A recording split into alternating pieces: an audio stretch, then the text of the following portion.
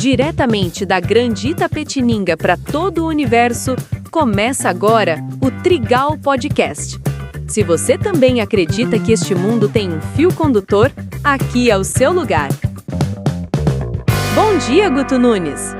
Muito bom dia, minha locutora, e bom dia aos ouvintes do Trigal Podcast. Eu sou o Guto Nunes, estou junto com você todas as manhãs para enfrentar os assuntos que são verdadeiramente importantes, né? Ou seja, aquilo que nos faz aí viver melhor a cada dia. Tamo junto todas as manhãs e eu digo pra você que hoje tá um pouquinho diferente, né? Não sei se o som tá muito diferente aqui pra você.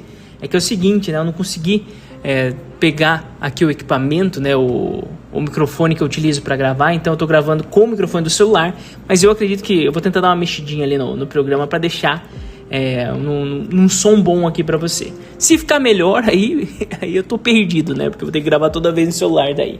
Mas bora pro tema de hoje, você já acompanhou aí, né? Falando a respeito da tristeza. Eu vi que o episódio que eu falei a respeito da tristeza aqui, o aprender para se livrar da tristeza, né? Muita gente interagiu, gostou, achou que foi um tema importante, então... como eu sou um bom marqueteiro, caça-clique, né? E também, o principal de tudo, né? Porque eu vi que é algo que interessa, né, a audiência, eu vou falar mais um pouquinho a respeito desse sentimento que muitas vezes é muito mal compreendido, né? Lá eu falava muito a respeito de você conhecer os seus estágios interiores para você entender qual a fonte da tua tristeza, tá? Então é nesse sentido que se vence a tristeza, ou seja, se entender qual é a fonte dela, qual é a razão dela estar surgindo no teu peito e qual o caminho que você deve levar a partir disso, tá? Então esse é o caminho, não é simplesmente tirar a tristeza da nossa vida ou fazer de conta que ela não existe, porque esse é o grande erro. Então é por isso que eu trago hoje aqui para você essa continuação, e na verdade não é uma continuação, não, é um episódio próprio, mas que vai falar um pouco mais, aprofundar um pouco mais sobre esse negócio, porque é o seguinte, nós vivemos numa era de uma felicidade fake, né? Uma felicidade montada, de redes sociais, onde nós nos sentimos mais próximos das pessoas que estão nas redes sociais do que das pessoas que moram na mesma casa que a gente. Com isso, qual que é o problema? Nas redes sociais você escolhe qual é o teu lado que você vai mostrar. Na casa não. Na casa é o todo dia, na casa é o contato imediato. Nas redes sociais você respira e fala da maneira correta, você respira e pensa no que vai falar, você expressa só o que você quer colocar para fora de verdade. Então, dessa forma, nós temos a impressão de que ninguém mais é triste. Nós temos a impressão de que a tristeza ela é totalmente programada, a tristeza ela já vem com um monte de historinhas bonitas ao entorno dela. E, na verdade, não é assim que funciona, né? Na verdade, a tristeza ela existe e ela é um sentimento essencial para a nossa vida, tá? Existe para a vida espiritual, agora já entrando um pouco na vida espiritual, existe uma tristeza até que é considerada boa, tá? E existe uma tristeza ruim, a qual nós devemos sempre rejeitar, tá bom? Então, como entender? Então, vamos aprofundar um pouco mais. Naquele mesmo movimento do outro episódio, né, de reconhecer esse estado interior, vamos entrar um pouquinho mais para dentro, descer mais alguns degraus aí nessa escada, né? E falando em escada, né, algo que me lembrou quando eu estava preparando aqui essa fala para vocês, é justamente a história, né? Não sei se vocês acompanharam, viralizou nas redes sociais, um casal que eles alugaram ou compraram uma casa em Piracicaba, e esse casal, ela não sei o que faz, eu sei que ele é bodybuilder, assim, meio influenciador fitness, essas coisas assim, sabe? E eles encontraram no projeto dessa casa, porque eles foram fazer um projeto arquitetônico. Aí eles pediram a planta baixa da casa. Quando eles pediram a planta baixa da casa, eles viram que existia uma sala naquela casa, que a entrada para essa sala, né, que era uma escada, meio que um porão assim dessa casa, a entrada para esse porão ele estava fechado. A pessoa tinha feito uma parede de drywall ali, pintado por cima, então quem passava pela sala não via a entrada para esse porão. E eles não tinham noção de quanto tempo aquilo estava fechado já, como que ia ser, o que ia encontrar ali dentro. E eles fizeram toda uma saga, né, no Instagram e tal, cheio de sensacionalismo e tudo. Mas foi legal de acompanhar, porque imagina você comprar uma casa, você já está vivendo ali, faz um mês, 2 meses e tal, e você descobre que existe uma sala que você nunca entrou naquela casa. Você está passando do lado dessa sala o tempo todo. É muito doido pensar isso, né? Então, o que é tristeza? Tá fazendo esse paralelo aqui, tá? O que é tristeza? E no final desse episódio eu vou contar para você o que tinha lá na sala, tá? A tristeza ela é a porta de entrada para a nossa miséria interna, tá? Então a tristeza ela é o sentimento que nos conduz a enxergar a nossa miséria interna. Então, quando nós estamos mal, o que nós estamos enxergando em nós? Nós estamos enxergando a nossa miséria, né? A tristeza entrou através de algo que deu errado, né? Você tinha um plano e esse plano deu errado, você ficou triste.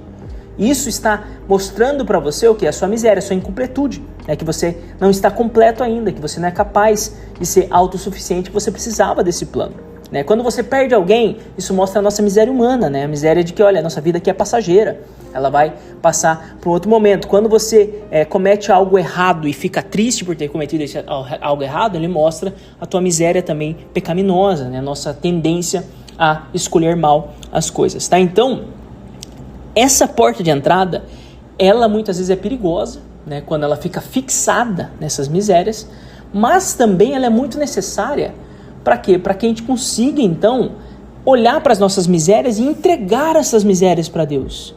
Quem rejeita a tristeza o tempo todo, seja com, sei lá, esse pensamento mágico de coach, né, de olha, tem um propósito, esqueça, não pense mais na tua miséria, esqueça essa miséria, deixe de lado tudo isso, pense só no futuro, esqueça da tua história.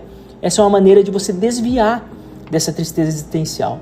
Também remédios, né? Não que não seja necessário, tá? Quem faz um tratamento, tem uma orientação psiquiátrica, tudo, fica à vontade, mas tanto remédios, quanto drogas, quanto bebida, muitas vezes, é uma forma de você fugir dessa miséria. Às vezes você perdeu alguém, você não suporta essa miséria de viver sem aquela pessoa, né? E você começa a se colocar, então, diante dessas substâncias que anestesiam essa dor, ou seja, você nunca olha para essa porta que existe dentro de você, tá?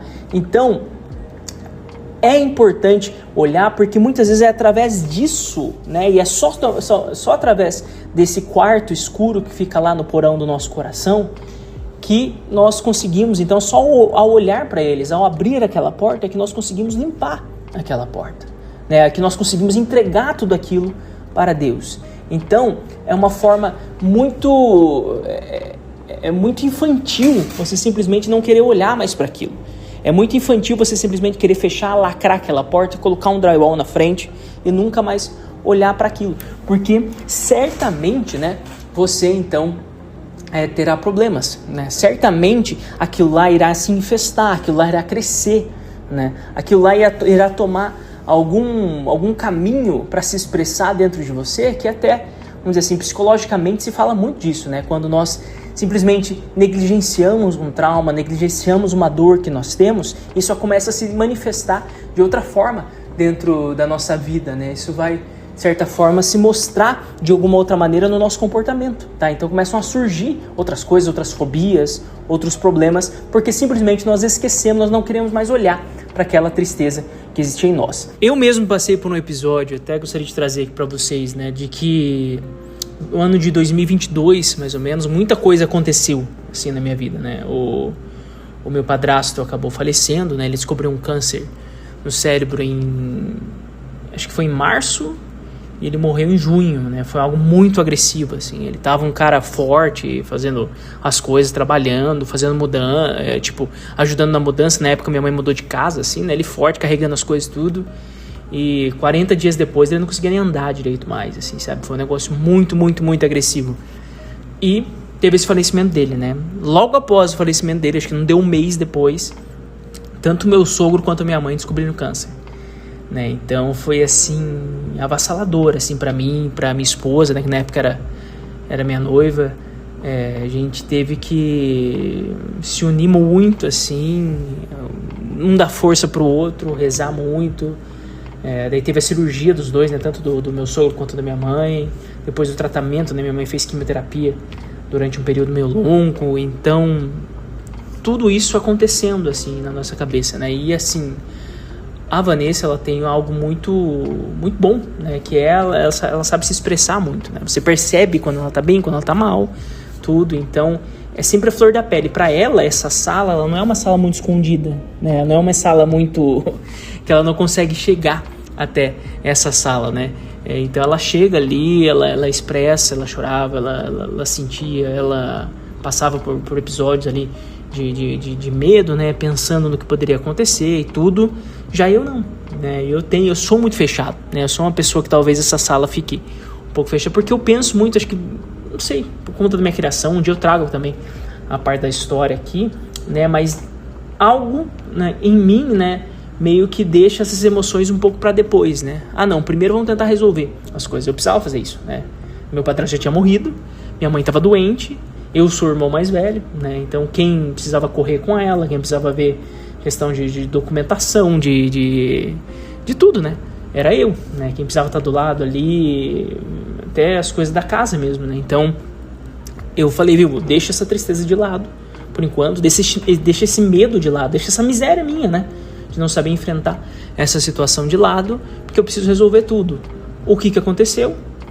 Durante esse período, né, a Vanessa na época morava em Piracicaba e ela morava no 10º andar de um prédio, né? Eu comecei a ter medo de elevador, coisa que eu nunca tive na vida. Sem brincadeira. Foi algo assim, era muito diferente, porque hoje eu não sinto nada, né? Eu ando no elevador tranquilo, faz barulho, balança, não tem problema, entendeu? Mas naquela época veio assim quase que uma fobia. Eu entrava no elevador já pensando que tudo ia dar errado, cara. Qualquer coisa ali que eu pensasse, sabe? Eu me sentia mal. Era como se eu estivesse diante de um perigo real, sabe? É uma coisa muito doida, muito doida. Só quem já passou sabe, entendeu? Começou a surgir isso dentro de mim, sabe? Eu comecei a dormir mal, tudo. Sonhava com o elevador. Então era uma loucura. Eu até lembro que um dia a gente foi para um passeio que tem lá em Piracicaba, né? Tem um lugar lá que é um mirante em cima de uma ponte. Existe uma ponte lá próximo do hospital que ela trabalhava. Aí nessa ponte tem um mirante em cima da ponte, que é em cima do rio Piracicaba. Então você consegue enxergar todo o rio. Eu lembro que eu subi e eu me senti muito mal subindo, né? Aí quando chegou lá em cima eu não conseguia pensar em mais nada. Eu não lembro de uma imagem de olhar pro rio, a contemplar ali o rio, que é muito bonito, né? Muito grandão, tudo. Eu não consigo lembrar de nada, por quê? Porque o meu pensamento só ficava, meu Deus, eu vou ter que descer. Meu Deus, eu vou ter que descer. Como que vai ser descer nesse negócio? Meu Deus, e se cai?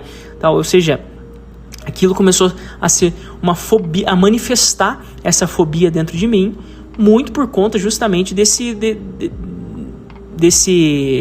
tristeza que eu estava negligenciando, né? Desse quarto escuro que eu estava deixando travado lá embaixo.